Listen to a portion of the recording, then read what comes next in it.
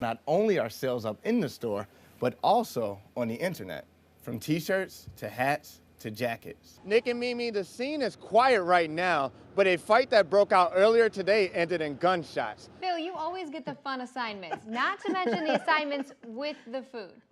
Yeah, you got that right. You know, I actually tried my first pierogi today. Just flushing one of these disposable wipes a day could lead to clogging of your private sewer lateral. Your best bet, just throw them in the trash. But it didn't work out too well. Just eat the whole thing. Oh. See? You should have eaten it the way I gave it to you. Nick and Mimi, Chief Chet Epperson has been receiving a lot of complaints from residents about prostitution near Broadway Street.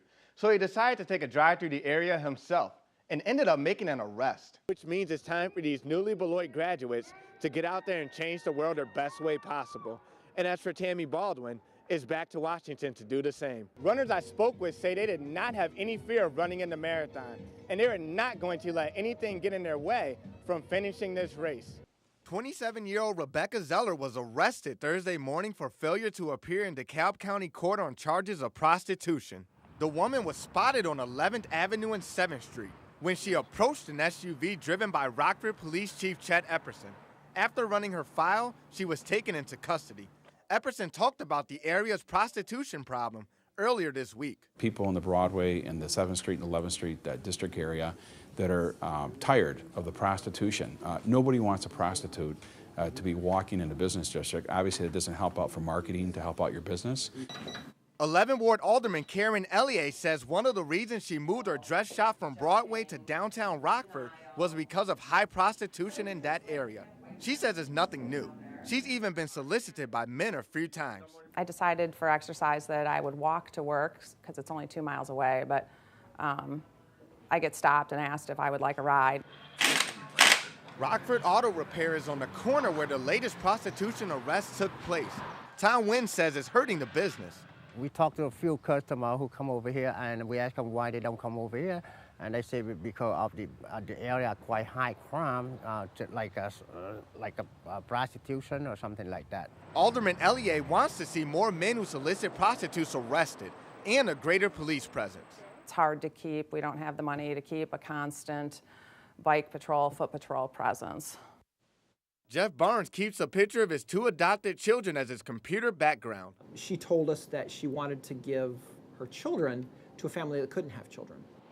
But he is not your ordinary adoptive parent because Barnes is gay. He and his partner Carlos adopted these pair of twins, Olivia and Santiago, last year. Barnes says he was fearful his kids may be teased growing up with 2 fathers. But he says being a parent has been worth it, and he plans on mentoring same-sex couples who want to adopt. By all means, proceed with your adoption.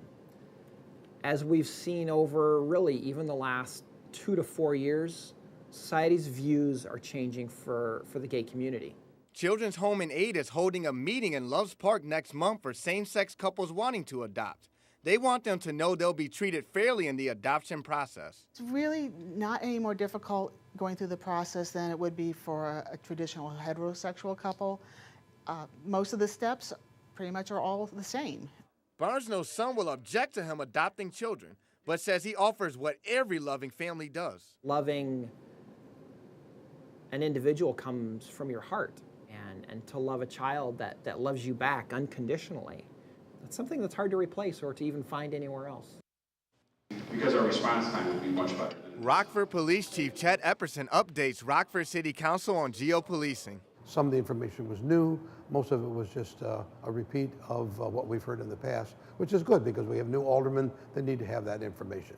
You know, this is an opportunity for us. And some of that new information was a formal breakdown of the 3 districts where Rockford Police will be stationed when geopolicing starts in January 2014, and why District 2 was chosen as the trial district. We selected that area because of the call volume, the number of calls for service, and also the violent crime. I believe it should be in the high crime area so that we could get a better feel for working out any bugs there might be. Geographically, District 2 will be the central station in the city of Rockford. Supporters of geopolicing say they like the idea of police being assigned to a certain area in Rockford. All too often, as we know, when there's a call, we get different police officers all the time. So this will build the bridges between the policemen and the community, and I think that's great. Alderman Frank Beach has been a longtime supporter of geopolicing, but still has questions. You know, it's as successful as other opportunities, such as up in Madison, Wisconsin, where we went up there to review. It looks like it could really work. Can we afford it? That's another question. We need to look at that.